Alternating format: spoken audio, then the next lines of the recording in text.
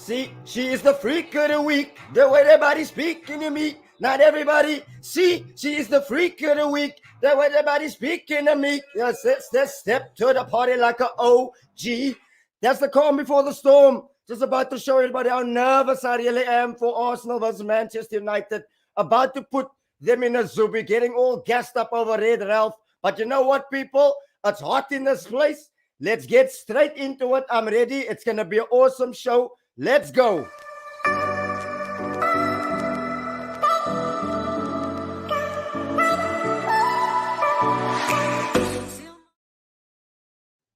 How's it going, people? Welcome back to the channel with a special edition, big match, big week preview. There are some big games, some nice games, some tasty ones, of course.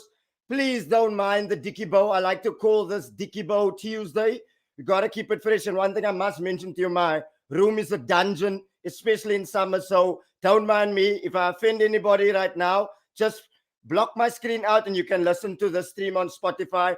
But without further ado, allow me to introduce my first guest tonight. My rival, of course, the man who's been giving it the big one the entire week, and things are bound to get feisty. The man who I like to call Coleridge Pablito Hernandez, the descendant of Hector Pedro Morales Gonzalez Morato Mondastos. Welcome, my brother. What you saying, my G? You're on mute, bro. You're on mute. Unmute. We cannot hear. You muted me, man, when the intro started. I forgot to flip it again. It's a moose intro, man. Yeah, how's it, everyone? How's it? Are you well? I'm well, my bro. I'm well. How are you? I'm good, man. I'm good. No complaints. As you can see, I settled for that draw on Sunday, so we move on from there. Lovely stuff. We're gonna get right into it. Love for having you back on. Penny, you know my guy. Sorry for offending you. I don't even know why you're watching. Special happy anniversary goes out to Benny B. He will not be on tonight, but it is anniversary. Happy anniversary, Benny B. My apologies for offending you. I know I always do it. I see my outfit is getting a lot of love. But anyway, you know what? Let's go. You know what? Some Aslam like the intro. Big up Aslam. You know what to do. Like the thing, share the thing, subscribe to the thing. And of course, my special guest tonight, a man who I've never ever, I must admit, I love this guy's content. The way he describes a coffee, you would swear he's describing a woman. But not only that, not only does he like coffee, he's a connoisseur of football. Welcome back, Total Ty. How are you doing, my bro? I'm doing amazing. I'm glad to be back. How are you guys doing? I'm good, my guy. I'm good. Well, good to see you again, Cole. No, likewise, man. Likewise. I know we had a few words last night, but it's nice to put the face there again, man. It is, man. It Even though is, it's not in person. Nah, love. You Nah, know what? better than nothing, man. There we go. Let's get right into it. Beaster will be joining us later as well. Pascal is at work. He's also going to be joining us later. And my other special guest will be joining us later. So don't worry. You won't just have to put up with the three of us. But like that saying goes, the show must go on. Let's get right straight to it. I don't think there's any other place to start. Ty, What's up? I think we can say it was a clean sweep for Barcelona. Look, I know Messi isn't at Barcelona anymore, but him getting this award last night was because of his what he done at Barcelona as well. So I think big ups to Barcelona in that sense. One thing I must admit though, he won the Ballon d'Or. Did he deserve it though, in your opinion? Yeah, in all honesty, I had my doubts. Like obviously when I was listening to all the hype of Lewandowski and all of that, but there was this cool article that I saw where they actually broke it down player for player, and they were looking at it. They were like, okay, if the Ballon d'Or goes to who is the best overall player, then they broke it down according to what Messi did, what Lewandowski did. Lewandowski broke 2 records last year. Messi, even though still a bad season, he still ended up breaking 5 records. 4 of that coming in the Copa America alone, single-handedly winning the Copa America for Argentina. Honestly, like when I took all of that into account, you can't say that he doesn't deserve it. He definitely, in my opinion, deserves the Ballon d'Or. Fair enough. And in perfect timing, welcome, my brother, Beaster, glad you made it, glad you made it, my bro. How you doing? Good. How's it, guys? I don't know what Ah, kind good. of You came in at connection. Can you Nice perfect to guys see hear you, timing. me? man, Beaster. I can hear you Okay, loud and pass. clear, my guy. Now we can hear you. Can hear you loud and clear. Tell me, Peace, you came in at the right time. Ty gave his take just about as to why he feels Messi deserved the award. I know in our group we put up a picture of all the statistics or that type of thing. You know, there you can see on the screen. Peace, we well too familiar with this, with the picture on the screen Hmm. as well as to what was done respectively by Messi and Lewandowski. Obviously, Benzema came in at fourth, but how do you feel? Did Messi deserve it? I see you've got on your tag. Why not Lewandowski? Give us your opinion on the Ballon d'Or last night. I feel that I think the reason why there was not awards last year was because Lewandowski was that good. Like if it was Messi or Ronaldo breaking records last year, they would have given him the award without the ceremony. Without the ceremony, even if there wasn't a ceremony, they would have just given the award to Ronaldo or to Messi because they were the best that year. So my reasoning is I'm fine with Messi winning it this year. I just want to know why didn't Lewandowski get? Why did they feel the need to create an award that was never there? The best striker award. There was never a Ballon d'Or award that says best striker. And in my opinion, if you're the best striker and you win that award, how can a striker win the Ballon d'Or? A other striker, if you're the best striker. Fair enough. Look, let's welcome our second special guest tonight. Welcome, Ahmad, my brother. How are you doing? Can you even hear me? Yo, can you hear me? You cannot hear me. Okay, let him jump out and jump back in. Cole, let's carry on. What did you make of it? Look, for me personally, I feel Messi deserved it. For me, it's the best individual, it's the best player in the world for me personally. I think if you compare the three of them, Jorginho, um, Lewandowski, Messi is the best out of the three. I mean, if you look at Premier League, yes, Alan Shearer has scored the most goals in the Premier League. But if you ask me, if you ask any one of us who is the GOAT of the Premier League, you're not going to say Alan Shearer. Thierry Henry is my GOAT. You know what I mean? I just think it's a Good farce. point.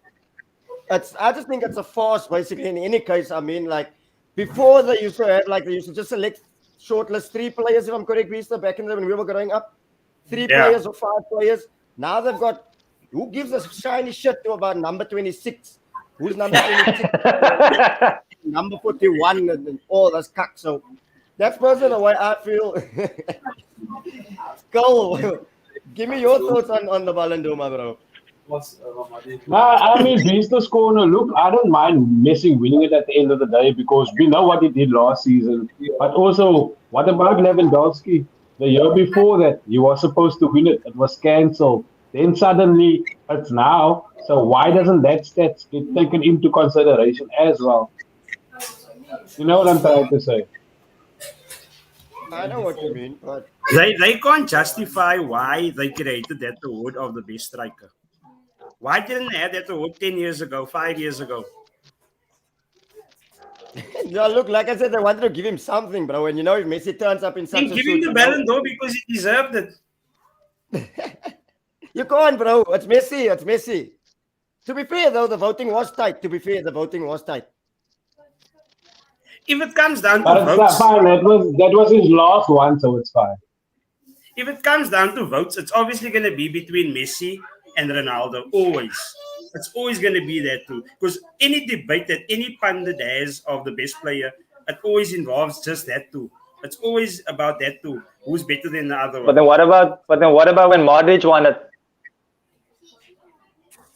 That was the same I, argument. It was still between the same players, but then it was pundit saying the best player for that year, the player I wanted in my team was Modric.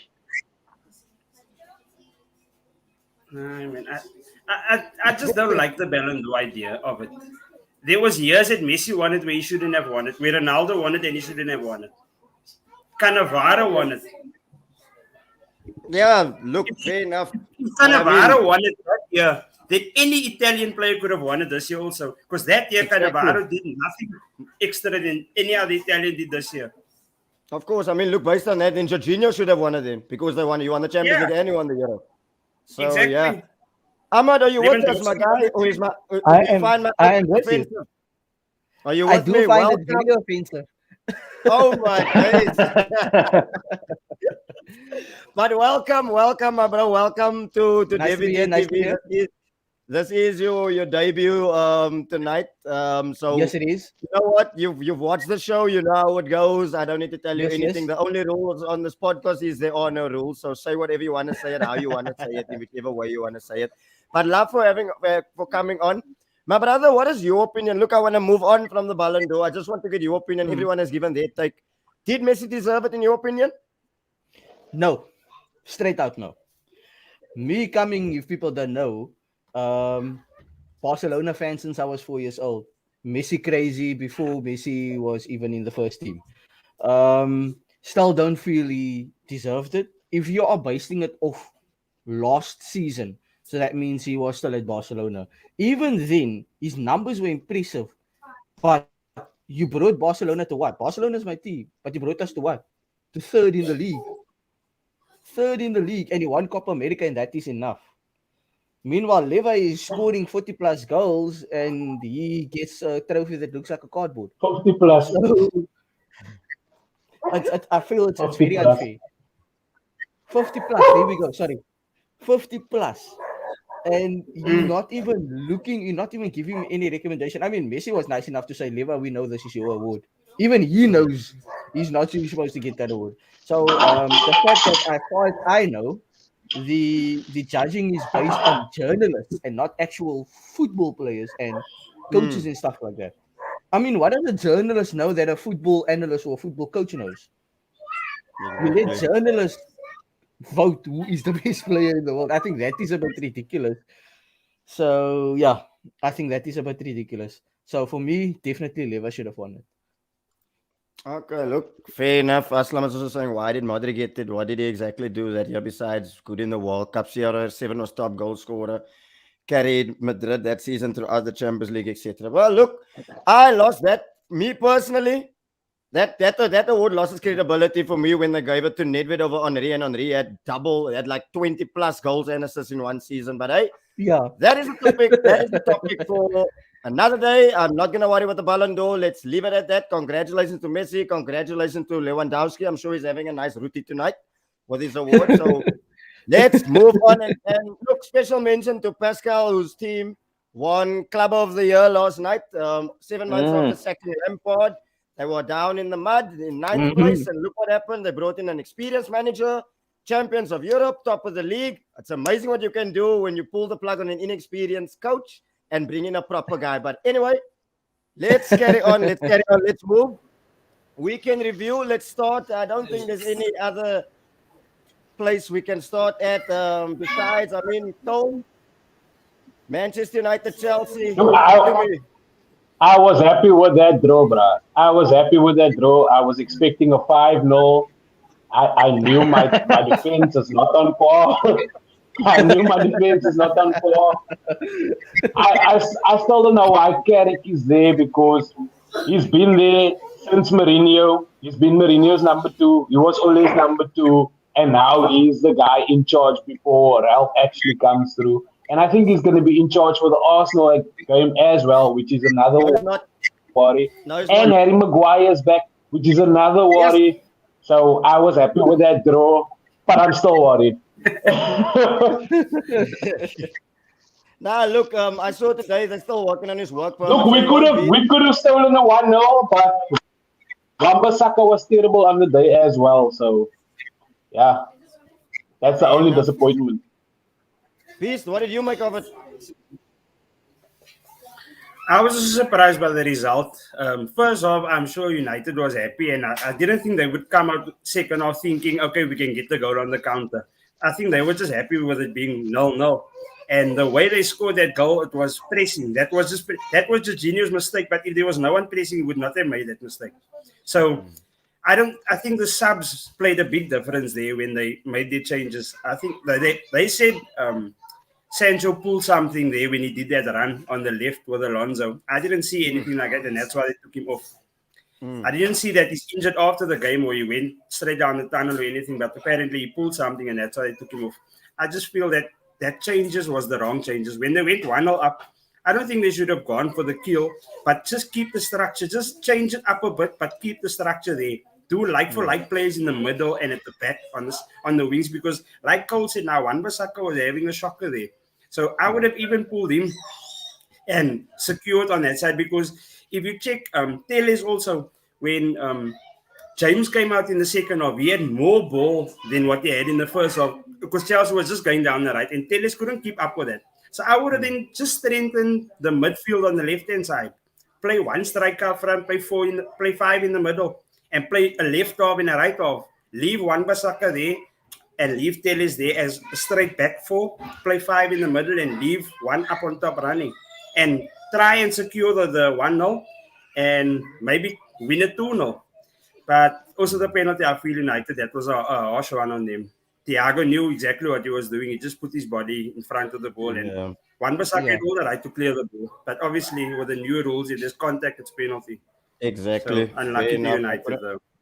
Brilliant assessment on that. Ty, I want to bring you and Ahmad into this one as well. Of course, the big talking point was the game, but the bigger talking point now is that United now have Ralph Ragnick. Of course, it's only going to be the interim. And then after that, he's going to go into the boardroom. I mean, not many people know about him, but I'm sure you do.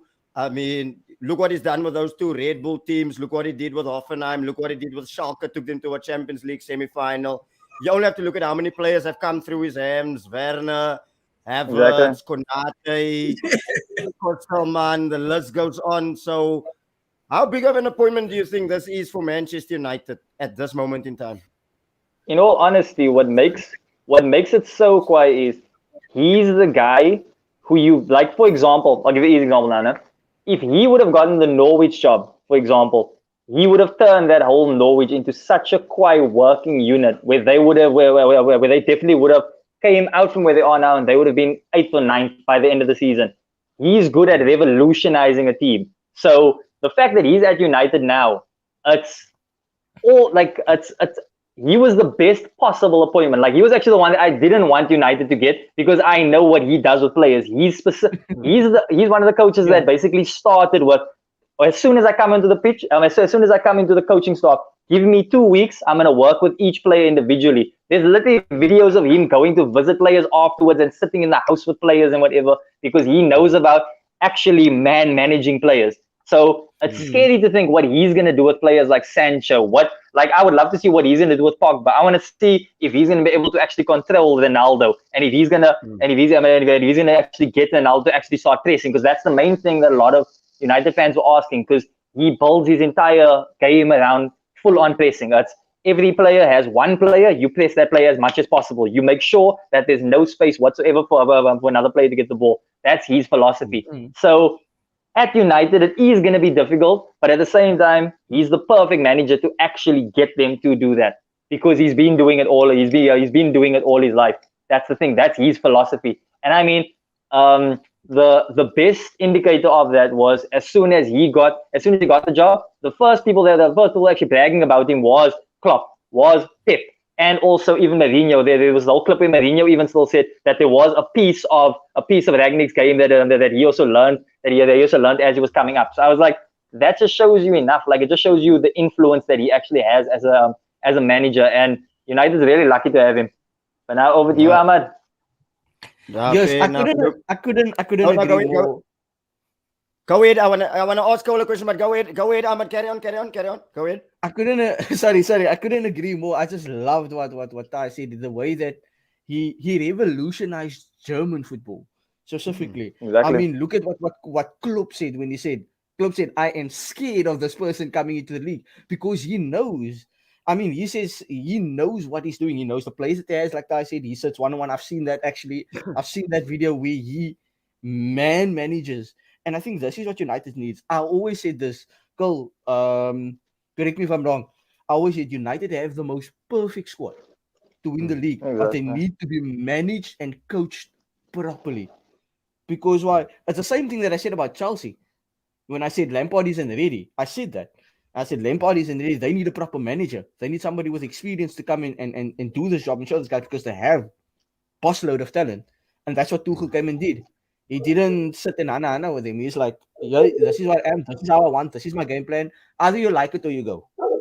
And that's gonna be interesting because Ralph Ragnick, I don't know if you know, guys, he has that ego. I mean, for him Yeah. to come in before this, he didn't want the interim manager job. Chelsea offered it to him. He didn't want it. So for him to come in and tell the Blazers or the Glazers just like, hello, I'm gonna take the 6 months, but afterwards I want to be sporting director. That's a big thing. He's Yeah. got a lot of Yeah, ego to come exactly. in, a lot of balls to come in and say and do that. So it's gonna be interesting to see what he does in 6 months, because obviously by the looks of it, they only want to keep him for 6 months and then obviously after bump him up to a different position. It's going to be interesting what he's going to do in the 6 months, and the next manager that comes in, is he actually going to follow Ralph Rangnick's philosophy, so to say? Is he True. going to listen? It's going to be very, very interesting. But well done to Man United. I'm very excited actually to see how Man United is going to progress, how they are going forward, what teams are going to use. Can you actually manage these players? Because I mean, if he finds a way to have Van der Beek, Pogba, and Bruno in the same midfield in the starting, I'm telling you, I'll be scared to face Man United, because they can Yeah. have Luke de Jong as a terrible striker that he is. Ty, you would agree? Yeah. As he is, but if you have a Sure. midfield like that, I would actually gladly have Luke de Jong, because you know you'll get the balls to finish. But yeah, Mm. definitely great manager. Fair enough. I see how my outfit is getting rave reviews. You know what? If you like the Magic outfit, Mike. slap the like. If you like the outfit, the Magic Mike outfit, slap like it, and subscribe to the thing. If you're new, subscribe, like. If you like the outfit, if you don't, well then just turn off the TV and then we carry on. We carry on and we move. You don't understand how hot I'm getting over here. Usually by now, Beaster would have known I would have changed outfit already, but it's too hot. It's too hot in here. You guys have no idea how hot I'm getting in this room. It's like a dungeon. Go back to what Ahmad and Ty alluded. There are some interesting points. Ty mentioned how many managers he has already mentored, if I could put it that way. Klopp has come through his hands, Tuchel has come through his hands, Nagelsmann has come through his hands, Hansi Flick. He's basically coached, mentored the last three winners of the Champions League, if you look at it nicely. What I want to ask you is, Ahmad mentioned a couple of players there. Who do you think is going to thrive under Ragnick? And who do you think is it curtains who the writing is on the wall? Besides Harry Maguire, we know he's gone. Look, you never know. Man might be showing other stuff on the training ground, bruh. So you never know. But for me, who I'm personally happy for is obviously Donny, number one. Yes. And then the people like I'm happy for Donny. I feel a little bit positive over Fred. I don't think McTominay might make it. I also don't think Wan-Bissaka might make it. I'm also skeptical about Rashford as well. That's interesting. I'm skeptical about Rashford That's as interesting. well. You are. I But- thought Rashford but- would actually shine under him. Yeah. But that's the thing, you never know what can happen. And as we saw Rashford over the last 3 seasons, or even 4 seasons, there's been no update to his game, if I can put it like that. The, It's still the thing same is, in all player. honesty, with Rashford, like sorry So to take your words, Echo. I if think, it really was the coaching, we will see improvement. yeah, But if 'cause that's what I was it's gonna say. him, Now, I we think won't see improvement. You know what I'm saying? that's what I was gonna mention, because I actually think the problem with Rashford was that he just never actually had a coach that can actually guide him down the right path. Because think about it nicely, he's always been treated as, okay, you are a main player, and now all of a sudden we're bringing in main players to take that all away from you. So now it's like it's like he just doesn't know what to do on the pitch. And I think that's the importance of Ragnick. Ragnick, I think personally, the players that's going to shine under him is going to be Sancho, Rashford, honestly, even Greenwood. Like, I think he can bring another element out in Greenwood. I'm not so sure about some players in the midfield. Donny van de Beek is definite, and hopefully he can bring something out of Maguire, because Maguire can't get any worse than he is now. No. I know you wanted to go, Beast. I know you wanted to think go. Look, firstly for Maguire, you can polish a third how much you want. A third remains a third, my man. Yeah. Rubbish is rubbish. Go ahead, Beast. That's I just wanted to add on that was I think the players that's gonna benefit from this the players that's willing, that has that positive attitude, not the ones that has that bad stinking Pogba attitudes that thinks they are the club. And I Like think for with me, a I coach think like that, Paul is gone. you can't run over a manager like they did with Ole, where they dictate those players. They dictate. Ralph is gonna come in there with an idea of what he wants, and the best players is gonna do it. That's the players that's gonna start. Whether it's the players that we don't expect to play, but if it suits his system, that's the players he's gonna use, and he's not gonna be shy to put the likes of Bruno, Pogba, Ronaldo, those players on the bench. Your Maguire, if he's having an off day, sit on the bench, regardless of what they paid for him, because that's just his style. He's going to come out there and say, we need to play Donny, we need to play Ahmad, we need to play players like that. Then so be it. Yeah, interesting fact. Although I do have a question for you, Cole, which is interesting. You say Bisaka's bad, Maguire's bad. When Bisaka came easy, he was a hot product in the Premier League. He was on exactly. fire. Thank No. you. Thank I'm you. not saying he's bad, but he hasn't even learned to produce two seasons, full seasons, and you haven't learned to produce. No one can teach you that as well. If you are a footballer, they say an So intelligent if your footballer football can is play degraded, anywhere. what does that say about the But managing and the coaching style? If you have such a hot You player look, and his performance has degraded, the style isn't working. So change the style, change the manager. That's why I think Maguire has a chance. Pisaka has a chance. I know a lot of people's gonna agree when I say Maguire wasn't bad since he got there. He hasn't been bad since he got there. He's been bad now. So I think if a little bit more, like Ty said, Ralph is a person that manages people. So if he has sit down and one actually understand where the player is coming from, what is it that you're struggling with, and actually sit with a player, he can mentor a player and change. I really think it's gonna change if he decides to keep Maguire. We're not gonna yeah, say the same thing 5 months down the line. I can guarantee you. I think Maguire was always bad. It's just when he played fair by enough, fair enough. the style that they played, he wasn't the one under the gun. When he plays Yeah. for England, he's not the one that's under the gun because he's well protected. When he plays for United, you see now Maguire on his own is not that wonderful. You can't depend on him as your captain, which you are supposed to do, but you can't. But England protects him, Leicester protected him, and that's what made him look like he can be worth 80 million. Like he would do the odd amazing thing, but it's not like the team ever relied on him to be like Van Dijk is to Liverpool. If he doesn't step up, we fall apart. looking for that excuse to bring in Van Dijk's name, no? Let us give the Van Dijk in there. You know what? Let's leave it at that. Let's come on to I wanna come on to the weekend pre-review as well. Before there's some big games coming up this week as well. Let's start with Liverpool 4, Southampton 0. Beaster, you guys started like a house on fire. I would have liked Jota to get his hat trick. Sum up the 4-0 game for me, my man. What did you make of it? Now, I'm very, very pleased with that 4-0 victory. Like we said last week, we all mentioned that we knew it was going to be a big one because we came from from the Brighton and the West Ham draw and defeat. So we needed to bounce back. And the way we bounced back, I don't think we could have done it any better. And unlucky for Salah not scoring, that would have just made it perfect. But I'm glad the way we played is not the type of football there where we're going to say we're missing Firmino, we need Firmino back, we need Keita back, we need Fabinho back. As soon as we start looking like we're missing players that's not on the field, that's when things starts to go wrong for Liverpool. If we play our other 11 or replacement players and the system still works, then I'm happy.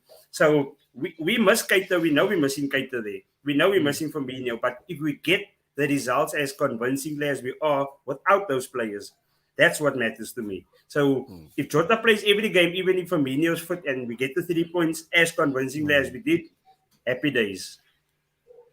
Fair enough. I was about to actually. You spoke now about Keita being out, but this player in itself, Ty Ahmad, give me your opinion on him because look, he had in different season last year with injuries, COVID, and that type of thing.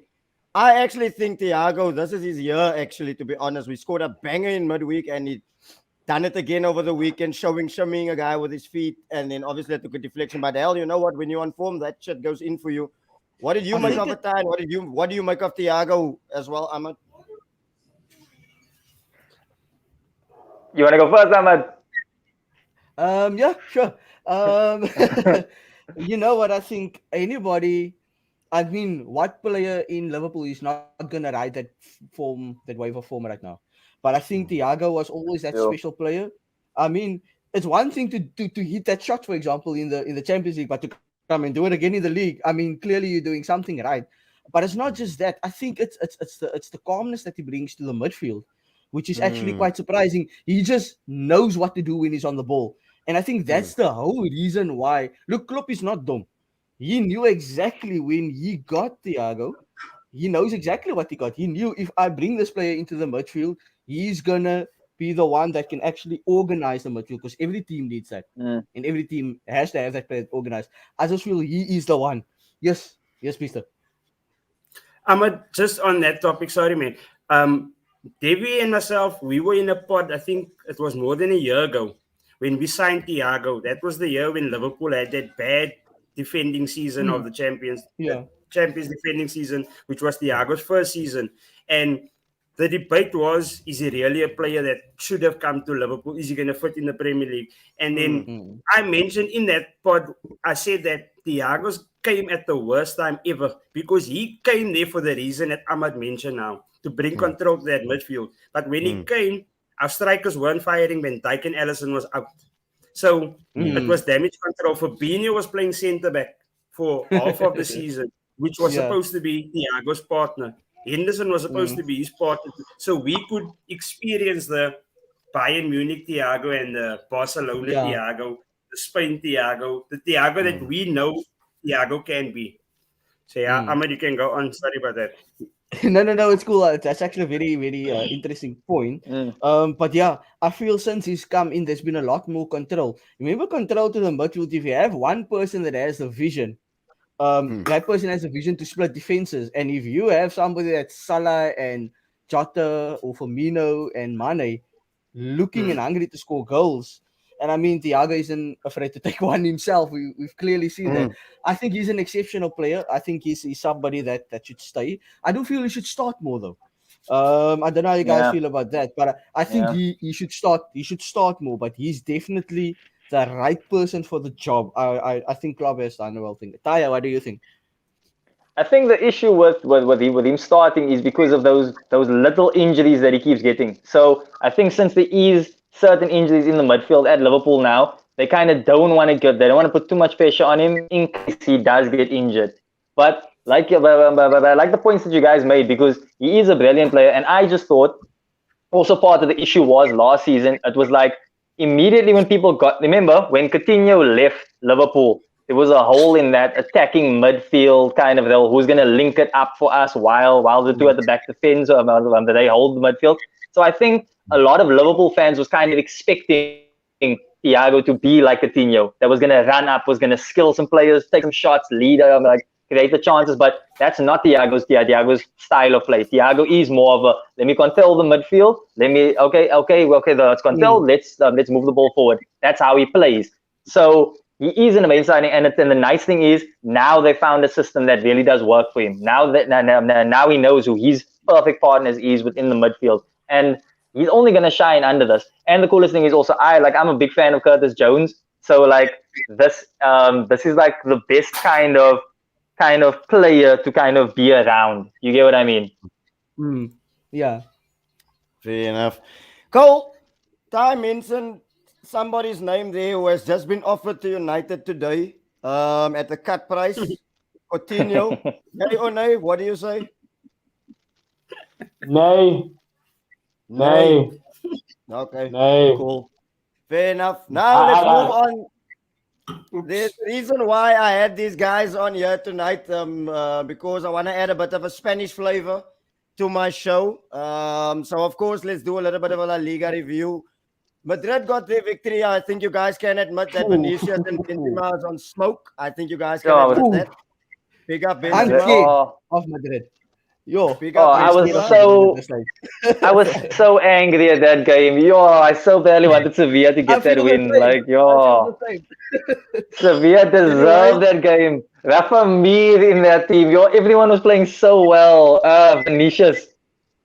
I don't know what happened to Vinicius, but somehow he finally turned into the player that okay, if you watch Spanish football, Vinicius was always the player that he will literally get through your entire team, but then waste at the end. That was him. He will skill everyone, do a flip over your. He played one dimension of football. He'll run. Exactly. But when he gets to the point, he doesn't know what to do. He doesn't know if he should cross. Exactly. Step in. Now that's done. Yeah, that's done now. That's done. He knows how to score now, and that's what makes him so dangerous. He's like upgraded honestly, but definitely not even like Walcott. Like if you actually watch Vinicius play, like if I'm really thinking about actual fullbacks who can actually mark Vinicius at this point in time and actually keep him at the game, I can't think of a lot. Like Hakimi probably comes to mind, but at the same time, you still struggle with Vinicius. Vinicius is one of those. He's that like when we were growing up and then you would play soccer, then they would always be like, it's that guy who you just want to tackle and take him out of the game. Now that's Vinicius. He's that player who makes everyone angry when he gets the ball because he's so good. Now Benzema at the same time he's just so clinical now. So they basically have that perfect combination between the two of them. But like I still don't think, or personally, I still don't think Real Madrid is performing to the level that they can. Like on a serious note, like that thing. I don't think they're performing as as good as they possibly can. But it is kind of frustrating that they're not dropping points because they know how to win a game. That's the thing. Like what Carlo Ancelotti does, they know how to get a 2-1 win. They know how to get a 1-0 win, and that's the importance. That's why they Fair enough. Ahmad, basically flying this season. You guys got 2 victories in a row under Xavi. I know it is too soon to call, but from what you have seen and from what Ty has seen, what have you made of his tenure thus far? Surely there has to be positive signs. Positive signs, sure, but still a lot of issues. I think I can agree. I think what I personally like is that there is an identity of the tiki-taka slowly. You see it. You see he's trying it. You see that identity of the tiki-taka. And I think that's what I'm more excited. Because for me right now, I've made my mind up. I'm probably playing Europa League because I'm not going to win Bayern next week at home. Let's be clear about that. I'm trying to be optimistic. If Xavi somehow performs a miracle, a 1-0 win is the most I'll get out of it. But that's me. That's a 1% chance of that happening. But what I at least want to do, I at least want to be in competition for the title, for the league. I don't think Barcelona is that far off. The season's only ending in March, April, May, somewhere around there. There's a lot of time. We're not 12 points or 20 points behind, so to say. The league is actually quite tight. But what I do like is I would like to see what happens when Pedri is fit. When Ansu Fati is Exactly. because I want to see what's going to happen then. Because right now we're kind of struggling. Like the tiki-takas there, we're holding possession for like the whole first half, but there's nobody to finish it. Memphis is a 50-50. He's going to finish it, then he's not. We don't know what to expect from Memphis. The only other possible finisher is if Frankie de Jong slots into that false 9 position. That's the only other best finisher we have at this stage. Xavi is trying to bring in lighties like Abdi, I believe. Yeah. The lighties that he's been trying on the right wing, it's they're impressive, but it's not the player that you want. Dembele, he said he's going. He says Dembele has the potential to be the best player in the world. I don't really think so. I also don't think so either. Look, Dembele has great. He's a basket man. There's great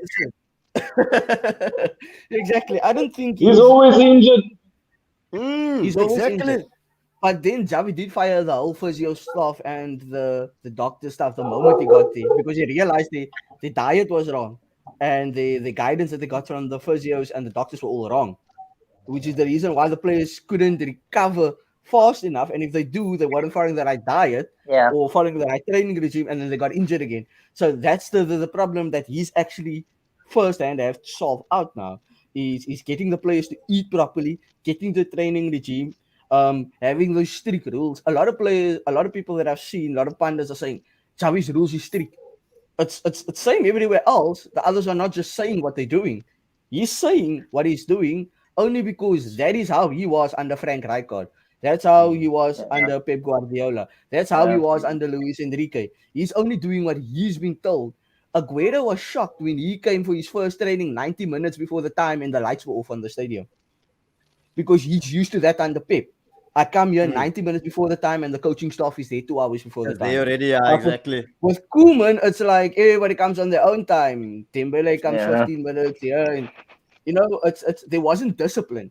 So I think he's on the right track. I think it's too early to call. Yes, Davey. I think it's too early to call to say he's doing an amazing job. I think he's putting things into place. But I'm glad to see that possession is there, the tiki-taka is there, but the defense is it's a catastrophe, to say. There's Araujo's fine. I don't think I have an issue with Araujo. I always like the way Araujo plays, but the whole of defense, Barcelona is never known for defense, and now you're playing 3 men at the back. It's asking for trouble. Because like Jordi Alba and whoever's on the right wing, whether it's Oscar, Mingueza, whether it's this, they're not tracking back in time. They're rather depending on Busquets and Frankie to track back, which I don't think is a great idea. I mean, we had to play Frankie centre back at a time, which is terrible. So yeah, I think he has the right mindset. Davey, I'll still send you the video of where, I don't know if you guys seen the video where he explains his tactics. Where Xavi explains his tactics. Yeah. That I was told even about that video. I was mind blown when I saw that. When I saw that, I was like, yes, Xavi, please come. I can see what he's trying to do. So if that's the philosophy he has, then I'm excited. Then I'm rather excited for next season. For now, I would like to see myself at least compete for the league and hopefully win the Europa League, because that's how I see I'm going there. Ty, I don't know about you. I'm still remaining hopeful for the Champions League. The thing is, it's the same thing. Like I can't expect too much from Bayern, but like in all honesty, but like you never know. Maybe something will happen in the Benfica game or something. Something just needs to happen. But honestly, I agree with you based on Xavi, and what a lot of people that like there's a lot of people that have been speaking to me about it, and they've been saying no, but you guys aren't winning games convincingly and stuff. My first thing that I tell them is, you need to remember, it's still the exact same squad. It's literally nothing changed on the team. It's the same squad. I still have Frankie de Jong up. I mean, Luke de Jong in my team. I'm still waiting for Martin Driveway to come back. I still got Langley and Umtiti in my defense. Like, that's the thing. I still got the same players. So what Xavi's at least doing is he is bringing that identity to it. He is actually like, okay, well, this is the shit that I got. Let me see what I can do with this. And that's the thing, like, in all honesty, we are actually playing a lot better. Like, if you, like, just a small comparison, if you look at how we played against Benfica, Benfica when we do with them in the Champions League, honestly, that game was actually so exciting. Like, honestly, it's not like that was an exciting game. Compare that to when Koeman was there. We had no shots on target and we lost 3-0. And we were outplayed totally. In that game, it could be like, whoa, wait, we actually could have won that game convincingly. But that's the thing. Xavi's at least, he's doing something with his players. Like, Frankie de Jong feels important now for the first time this whole season. Frankie de Jong has had a bad season, but somehow he's actually playing really well. Busquets, all of a sudden, you watch Busquets now, he looks like vintage Pirlo. When you give him the ball, he wants to play long balls over the defense, the defense splitting passes. I've never seen that for Busquets, but I've seen it at Spain level. But now, all of a sudden, that's how Busquets is playing. We don't have any right wings. So now, all of a sudden, he's bringing in Ilias, and he's playing Demir more, and also it's Abde. So somehow he's trying this because he wants raw wingers. And I mean, honestly, I agree with you, Ahmed, about the video. If you guys haven't seen it, you guys need to watch that. The way Xavi breaks it down, and literally, like he literally even still says, we don't focus on the formation. Our thing is, what is this player gonna do within this space? And when he gets the ball, this is what he needs to do. He literally marks it down. He's like, when my right-sided centre back gets the ball, this is what my left wing has to do. And he breaks it down like that. Like, that's how his mind works. We need to do Not this when just the that, not opposition just is here. sorry, Ty. Not just that. Like in every situation, what do we do when we Yeah. attack? What are we gonna do in defense? What happens when we're on the counter attack? What happens when we have He possession breaks in the down ball? What everything, and happens? that's the nice thing. Like Everything. Yo, now, that's the cool it's thing. Now, philosophy. now, with the guy that has that mind, I'm excited to see what he can do with the team that he's built up. That he at least, okay, these players are gone. This is the players I want. Like that's why at least in January, even if I get a couple of loan deals, it's fine because it's players that Xavi is gonna want Sterling into is his rumored team. on loan. I can't I see the don't know. I Sterling don't thing happening. Honestly, I Me also. can't. Me also. I Sterling, can't. nah. I can't I stand like. Sterling. I'm sorry. He's a rat. I don't like Sterling. I I can't feel stand he's him. selfish. I don't know if I'm the only one that feels like that. Nah, I I feel he's very can't stand selfish. He is a him. selfish player. Look, I'm sorry Because to if you break look at your car. I just City's wanna, style of play, if you look at I want City's to style come of onto play, the and then the before we ball, come into the big match preview because I want to bring in Cole as well with regards to the big game before his beating that he's gonna get this week. But look, I mean, so you guys have had already that steadied the ship. Ty Ahmad, you guys obviously have Xavi. Somebody that came from the Arsenal side, obviously, for Teta and Patrick Vieira. Liverpool have Gerrard. Vista, do you think this is now the new ages of coaches coming through? And what do you make of all these young coaches coming through right now? It makes me feel old, though. Don't we all feel old right now? Yeah, it is shocking seeing players that we used to watch all being in the dugout now as coaches. But yeah, it is I'm glad the clubs are taking the risk with these coaches. Like you can see Newcastle, obviously, they're the ones that we all watching to see who's going to be their long term coach because we all know Eddie Howe is just there to keep them up Mm. and to see who they're going to sign in January. Because if they're going It to doesn't sign, even look like he can.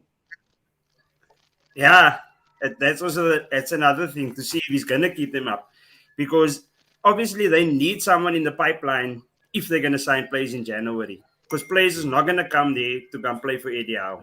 They know they have money, but they're going to need something more than Eddie Howe to come in there.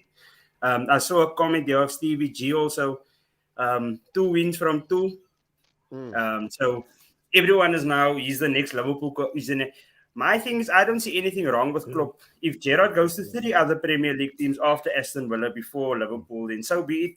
But it's too soon to say that Gerrard is the next Liverpool coach. And I don't agree with that yet. I would like him to be there, but there's no point in getting in your club legend and you end up like Chelsea and Arsenal and United with Ole, Arteta, Lampard. Same story. He's a club legend. Doesn't mean he's going to be the best coach that's going to win you silverware. So yeah, it's 100% exciting to true. see the I players think being. it's more of an Everton legend, eh? Exactly. Exactly. I think it's more of an Everton legend, yeah. Exactly.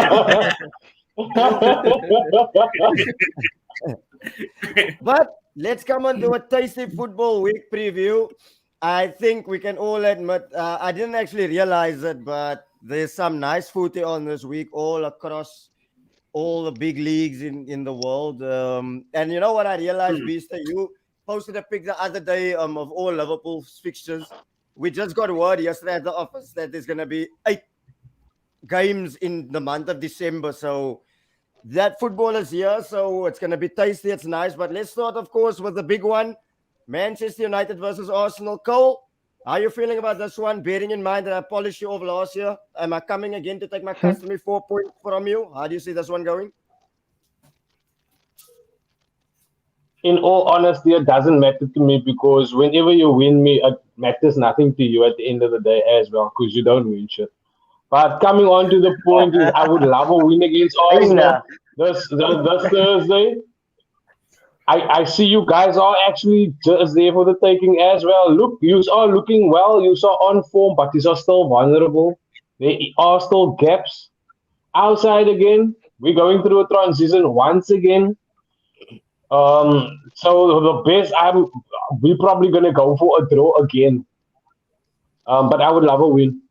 A draw I on your would home love ground. to shut Look, your fucking all mouth. jokes aside now. All jokes aside. Look, Hold that on, is not what I want. I That is know, not I what know. I want. I'm saying that's what Carrick's gonna do. That's what Do you see him, Carrick's gonna do. do you see him going with that 3 in midfield again? 3 defensive mids on your home ground. Bearing in mind that you got pammed by Liverpool and you got pammed by Man City. That crowd is going to be rocking, bro.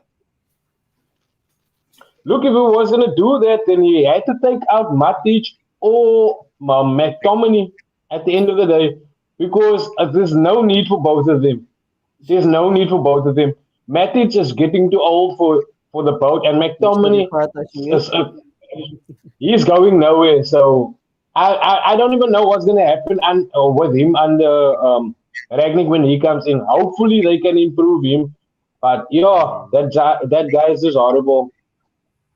That guy's just horrible. So I don't understand why Donny wasn't in that game with Bruno. You know what I'm saying? If you were going to play a three-man midfield and you were going to leave Bruno up front with Rashford and Sancho, why not play Donny in that midfield? Because then your transition from defense to attack is going to be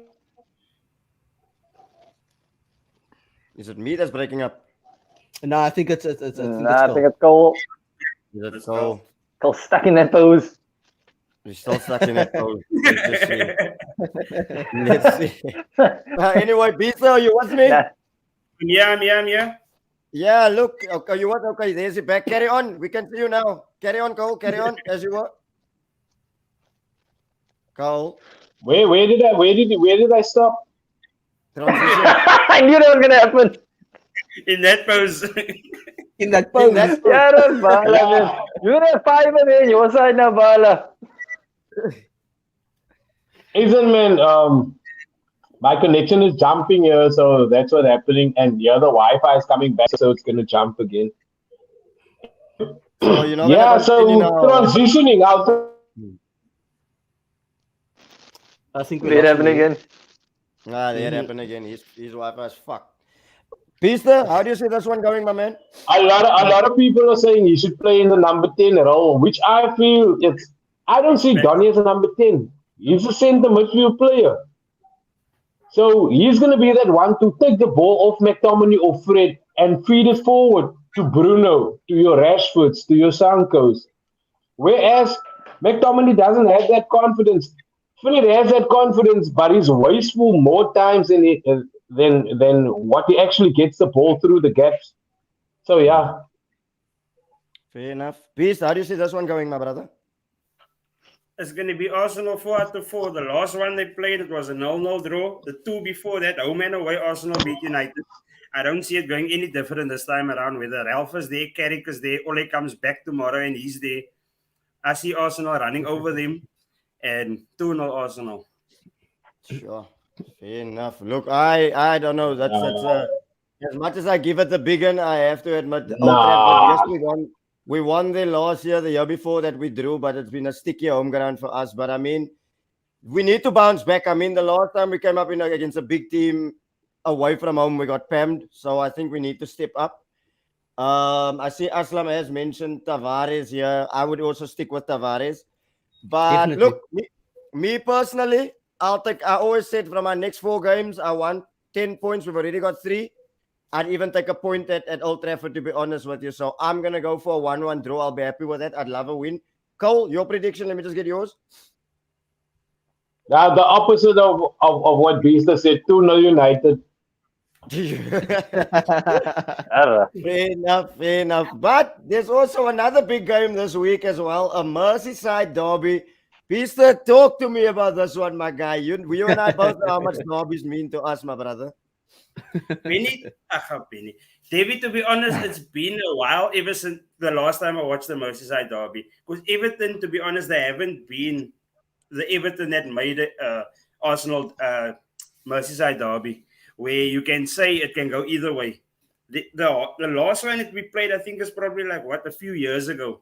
Besides this 2-2 draw that we had with them last year, I don't really rate anything Liverpool did last year with the injuries that we had. The squad we had, the way we were playing, defending our title.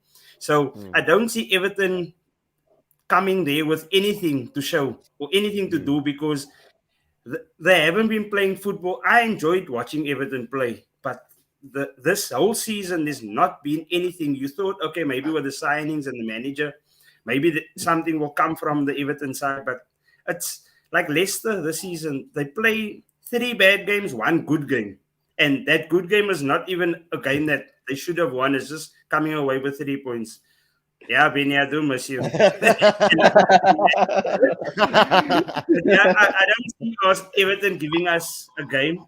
Mm. 3-0 Liverpool in that derby. Yeah, I also see it. I also see it going that way. I see there's a lot of new people in the chat box. Love for the love people. You know what to do if you're new in here. Subscribe to the thing and slap a like on the video. A lot of people are saying I'm a stripper tonight. I'm a playboy. So slap that like you're gonna spank me. And also, Ty has his own channel, Total Ty. The link to his channel is in the description. Go straight to his channel and subscribe to his channel ASAP, people, please. And then, of course, Ahmad, my man, I don't know, Ty bombed out, but he's coming. He'll come back.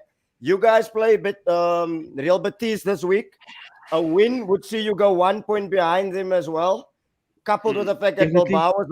Bilbao was hot on your heels. Yes. Although Bilbao do play Real Madrid. So, Ty, you see you have come back. I'm just coming on to Ahmad. Yeah, And then I'll sorry, come man. back to Yo.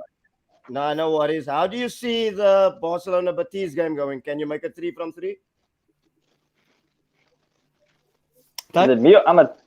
Oh, okay. Ahmad. Nah. Oh, it is Ahmad. Ahmad, man. Yeah. It's a tough call. Reason being, Betis is kind of been everybody's thought in this side. On the day, I mean, if you have people like Nabil Fekir, he's a player that I'm very, very scared of. He's a player that Yeah. can win a team on his own. I do feel that if Araujo plays and we have Sergino Dest, which I don't think is going to happen, but if we can have Dest and Jordi Alba and have Araujo at the back with PK, we stand a good chance at least doing something. It's going to be a tough one. If we're going to win, it's really going to be a 1-0 situation. Betis is not a team that should be taken lightly. They're a team that likes to perform against big teams, especially in vital moments where you should actually win the game. Especially for Barca, every game we should win. But Betis is a type of team. A lot of teams actually in the league or in La Liga, and Ty can confirm, when they play Barcelona, there's a 10-man behind the ball. Exactly. That is very There's a low frustrating. block. Try getting past 10 men, even if it's Cadits. It's very, very difficult because one mistake and that all half of that 10 men is countering you. And then you sitting with a 5-on-3 situation or a 5-on-2 situation, and it's trouble and it makes us look bad. However, Betis doesn't do that. Betis is a very daring team. They are going to stick to the formation. They are going to try and slice the defense because they know where the weak points are. They know they can overrun us on the wings. So they are a very daring team. They're not going to sit back. So I can tell you it's going to be a very, very exciting game of football. Whether it's going to be for Barcelona or Betis, I'm not sure. But I'm definitely predicting a 1-0 Barcelona. I have faith in my team. I have faith in Xavi and his situation. We're going to get a lot of chances. We're going to miss 10 out of the 20. Yeah. Or let's say 9 out of the 10. And the one is probably going to be from Memphis coming in. 1-0 win against Betis for me. Definitely. Nice. I know more. Ty, give me your thoughts. Nah, honestly, my thoughts, I think we're going to win this. I honestly think we're going to win the game 2-0. Like, I'm actually feeling that each and every... Okay, last week, we defended so poorly. But I see what Xavi was saying with Eric Garcia out on the right and stuff. Didn't really like it, but I see what he was saying. But we are improving with each and every single game that we play. So if we can just sort out Memphis up front that doesn't have to get 6 chances to get 2 goals in a game, then at least I feel like I would be more confident with our attack. We have something that's going now, and honestly, it's still what Ahmad said. The thing with Betis is they've always been a dark horse. Like they're actually one of the teams that I always enjoy watching because they don't care who they're playing against. Their thing is whoever they play against, they play the same system. They play it to their midfield, they get it out to their wings. Their strikers just have to cover the box and just give me the ball. That's how they play. Fekir is always playing outside the box. Just so you can either pick out a pass or you can shoot. That's the thing. They play the same football over and over. And funny enough, Bellerin is actually also playing good at Real Betis. Just a shout out to Arsenal for letting him go. Benjamin plays good. But he got the red card already this season. How is that good? No, man. Overall. Remember, Eric Garcia also got 2 red cards. I'm not gonna. No. Don't come to me with that. No, I don't even want to say it. Anyway, carry on. Sorry. But overall, Nah, we're gonna win the game. Like honestly, I have no doubts. I have no doubts that we're gonna be winning this game. And the coolest thing is, whenever we do play the other teams, there's always a lot of goals expected. So Yeah, I'm it's always feeling like a for a good 4-3 game. or something like that. Yeah. Always, always, always, always. Can I put you for a score, Ty? 2-0. Score? I'm gonna go 2-0. Fair 2-0 enough. to Barca. Let's move along. Man of the week, go. Talk to me. Hey? Man of the week. Tell me, I is what horses eat. Jorginho.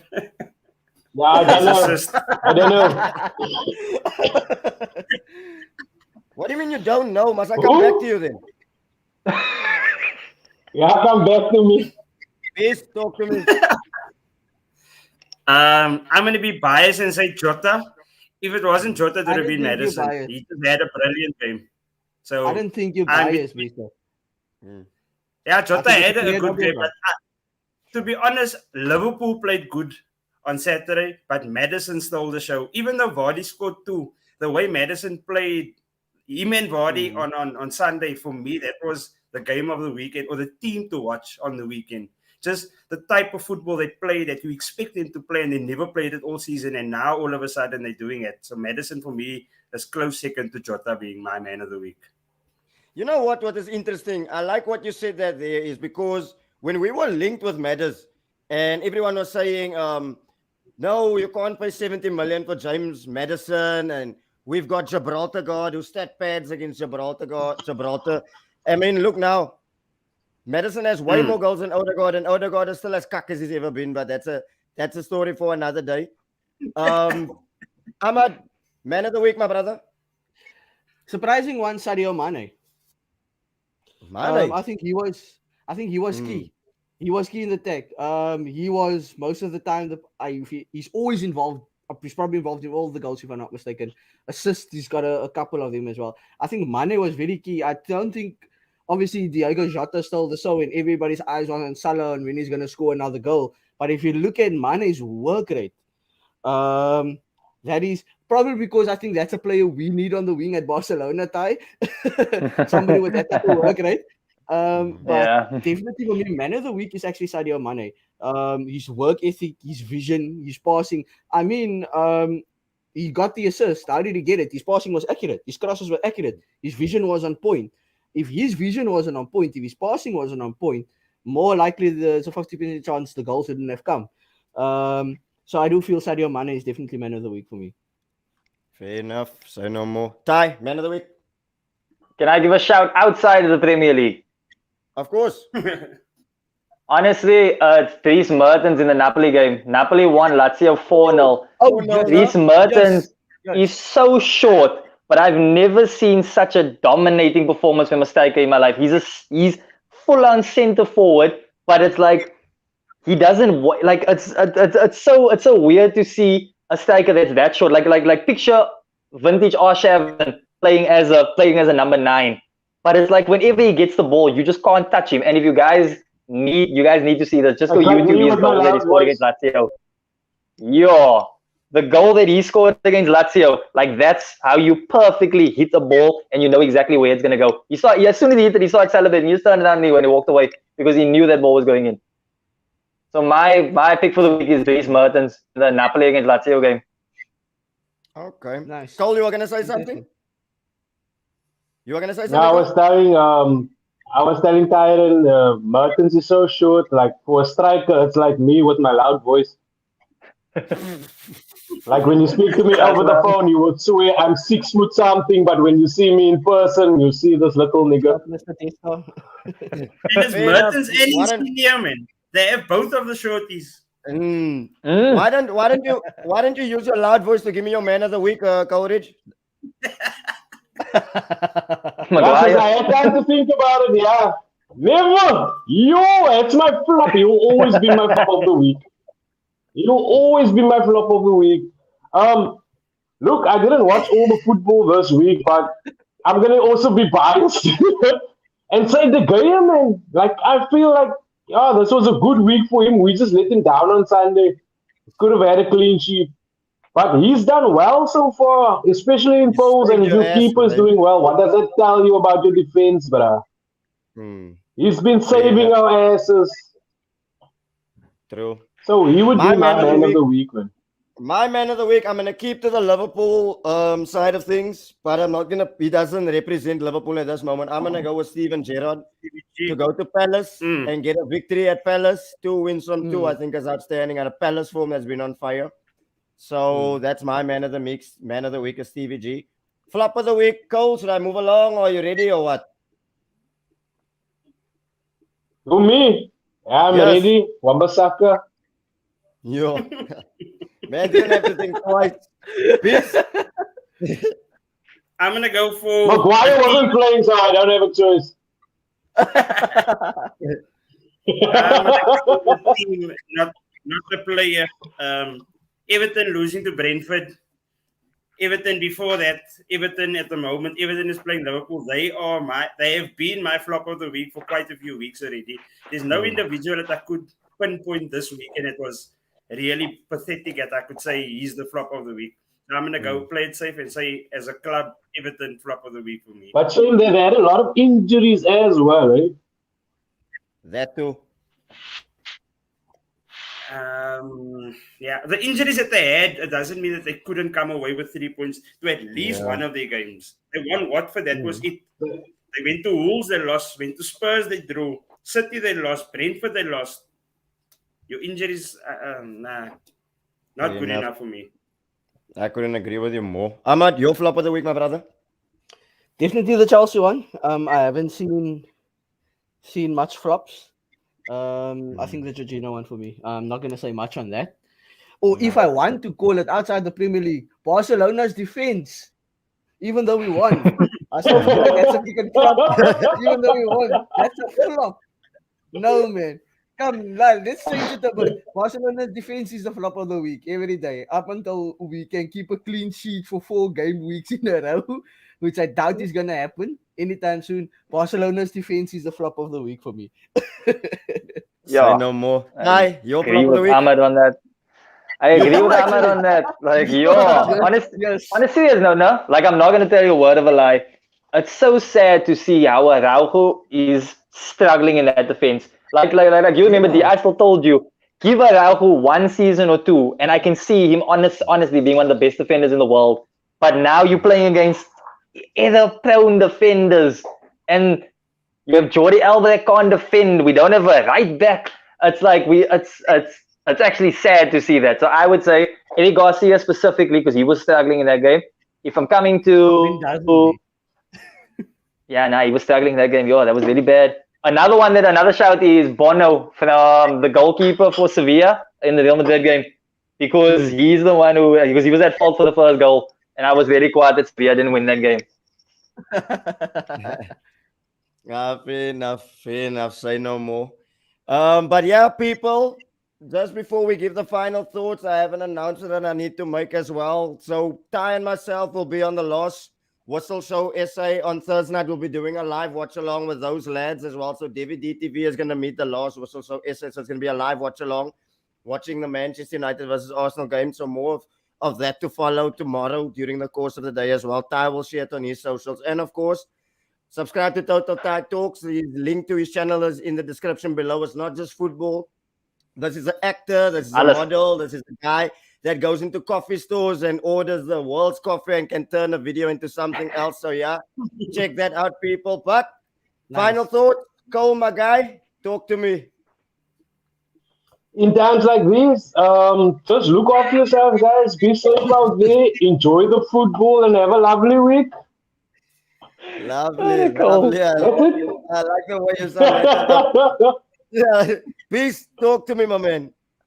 Nah, thanks a lot. It's a completely different pod we had this week. Very reserved. I see there was a comment in there saying it's a great pod because GK isn't here. No loud voices and no. There we go.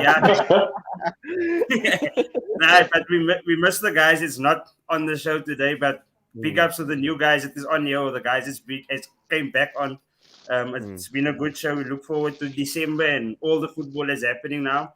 But this is the time where you're going to see the big dogs and the puppies, where we're going to do the separation.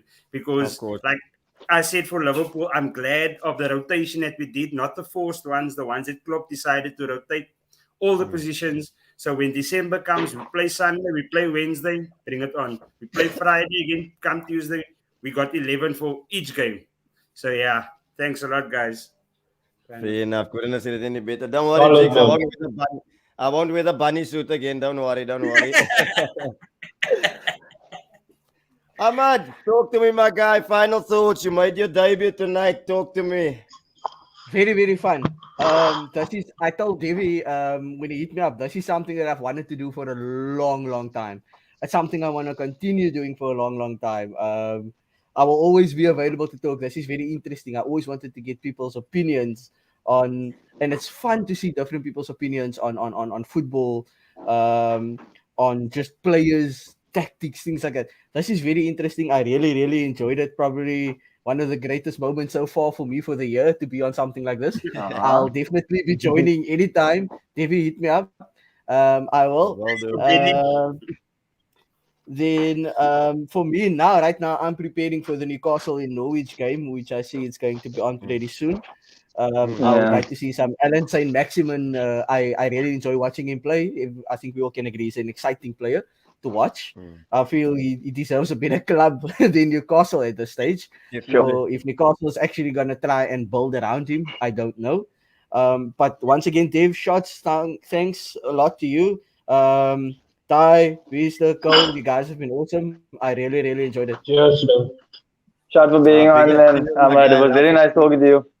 Love for coming on, my guy. One thing I can say, you made your debut, but it won't be the last time. Of course, we like giving There you we go. flavor to things as well. Lovely. So we love hearing the different perspective, especially from a La Liga side, and we enjoyed your insight. I enjoyed it as well. So don't worry, that's not the last time you see us. So big ups to you for coming on. I really appreciate it. Ty, your Thanks. final thoughts, my man. Thank you, Ahmad, for coming on because you're finally, I'm not the only person that speaks about La Liga here to Devon. Like the other day, I was telling him, check here, there's this light here at Real Betis. He must watch his name is Rodri. He plays on the wing. Devon look at me like, what are you talking about? So it was nice to talk to someone that knows La Liga, man. Thank you for coming on. Thanks, Cole, for coming on. Shout everyone for coming on, man. Nah, this was really fun. Thank you, gents. Have an awesome week further.